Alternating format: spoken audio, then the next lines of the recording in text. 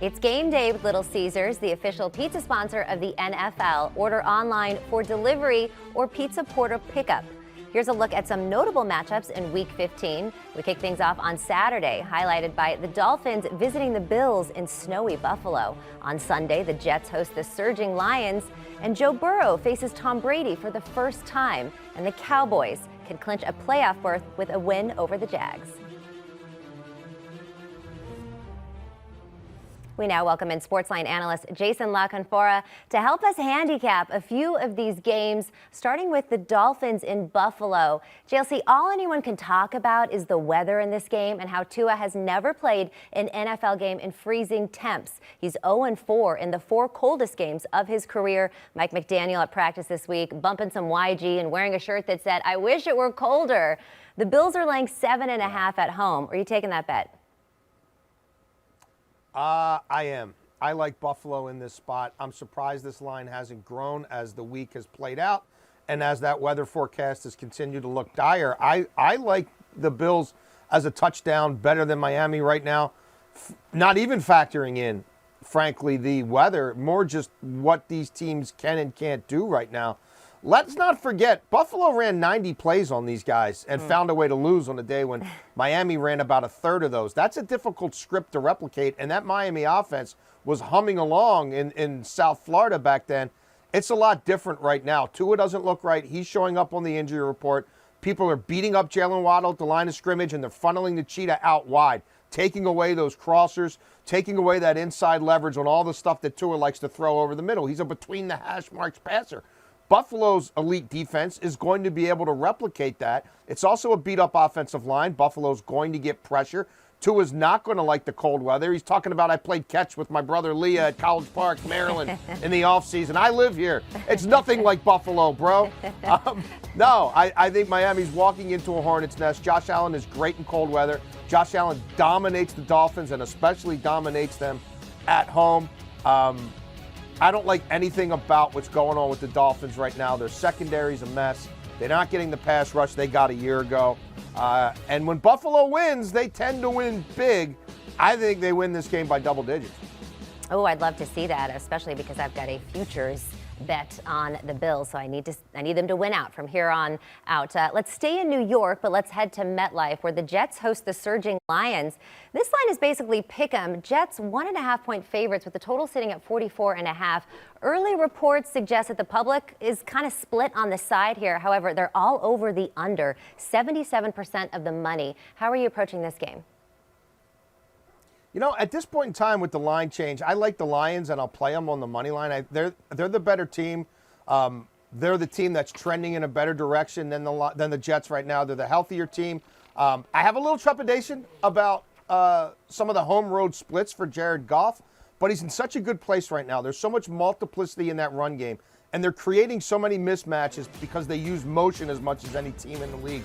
The schematics of their coordinator, Ben Johnson, are just on point. And they're going to be able to move the ball on the Jets team more than we're used to because Quinnen Williams' absence is huge. I mean, that to me is the closest thing you're getting to an Aaron Donald type these days. And that's a massive loss. The Jets' offensive line is really beat up. You know, Mike White's not even getting normal reps now, and then he's having to go against the defense that has come leaps and bounds from where it was at the beginning of the year in Detroit. Detroit's won a couple in a row on the road now. They've got that monkey off their back. And they're also if you've been back in the lines, they made you a lot of money. 9-4 against the number. I'm on the Lions here.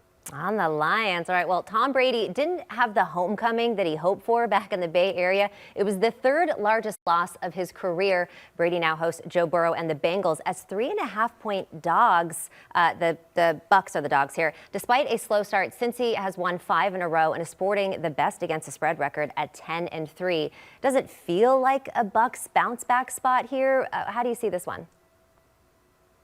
I'm going to go Bucks under 20.5 points. That's a big number for them in general, given the state of their offense these days. And Cincinnati's defense, I think, continues to be disrespected. Now, some of the injuries there, yes, they've mounted a little bit, but they're so they adhere to the scheme so well, and they make such astute second-half adjustments. And I just don't know where Tom Brady's throwing the ball. The deep stuff hasn't been there all year. He loves to throw to the running backs. I'll take a guy like Logan Wilson to corral those backs and keep them from turning wheel routes into huge yak plays. The deep ball's not there. The quick strike offense isn't there. And, Vita Vea beat up again. That Bucs defense has never been what people thought it was going to be this year. And I don't think all of a sudden they're finding pass rush and coverage now. I think they're going to force Tom Brady to throw a million short passes. That's pretty much what's going on these days. That will lead to at least one interception. And I think the Bengals hold them, below 20 points. I believe the Bengals win this game, but the hook there gives me a little pause. So I will just fade the Bucs offense. I love this, and actually an interesting stat is that teams after facing the 49ers, well, they're 11-1 straight up in the next game after. Only the Chiefs have done well, and they had a bye week, so I think fading the team total is a smart play here. Let's move on to the 10-3 Cowboys. They head to Jacksonville to take on the 5-8 Jags. Cowboys favored by 4, but surprisingly, the Jags are getting 90% of the spread money here. Bettors just did not like what they saw from the boys last week against the Texans. I don't blame them on this one. How are you attacking the game? I'm going to go over here. These are two over teams. Dallas has its faults, but they're averaging about 36 points a game since Dak came back, and the Jags defense still has a ways to go. I think the volume of backs, the Pollard and Zeke is going to create problems for that Jaguars defense. And Trevor Lawrence is playing really good football. And a guy like Zay Jones is all of a sudden difficult to cover, and Ingram's showing up, and there's a little bit more multiplicity in their passing game than we've seen in a while. I think they will find a way to score points on this offense, and I know Dallas is going to score points. So this isn't my favorite game of the weekend by any stretch of the imagination, but if I'm playing this game, I'm looking at these two teams. They're 14-8 to the over, and I will embrace that trend. All right, that's not your favorite game of the weekend. Let's talk about your favorite game. What is your best bet for Week 15? What should we absolutely take to the window? I like this Eagles-Bears game to go over. We're talking about the number one scoring offense in the NFL. We're talking about a Bears defense that's allowing over 30 points a game since they traded Roquan Smith. It wasn't very good with him there. It's been god-awful since he's been gone. We know the Eagles can score and score quickly, and Justin Fields is still a matchup problem. I see the Bears being able to score some points in the second half once the Eagles build this lead up. But, it seems like the Eagles are dropping 40 burgers without even thinking about it lately. 48, 35, 40. I like the Eagles to go over 29.5. Their team total, I think the Eagles push way into the 30s. I think the Bears come through, with 14, 17 points. It ends up, maybe they backdoor cover, maybe they don't. But I just think this is one of these games that's going to go over. The Eagles are going to start scoring points. I don't think they're going to stop until they bring in the substitutes. And these two teams, 18-8, going over this year. Ooh, all right, let's go ahead and recap those picks. Well, JLC, he's on the Bills to cover the 7 versus the Dolphins. Dolphins don't do well in snow. He also liked the Lions here at Tampa Bay. He's going to fade their team total under 20.5. The over in the Cowboys and the Jags. And his best bet for Week 15 is the over for Philadelphia and Chicago. All right, JLC, you know the drill. It's parlay time. What you got for us? I'm on your 49ers defense tonight. I don't think Seattle gets to 20.5 points.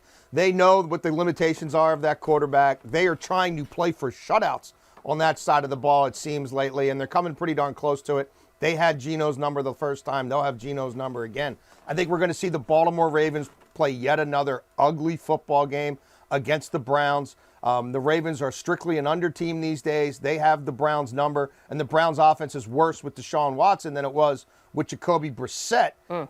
I think that's another 14-13, 17-14 type game. And also give me the Chargers to cover.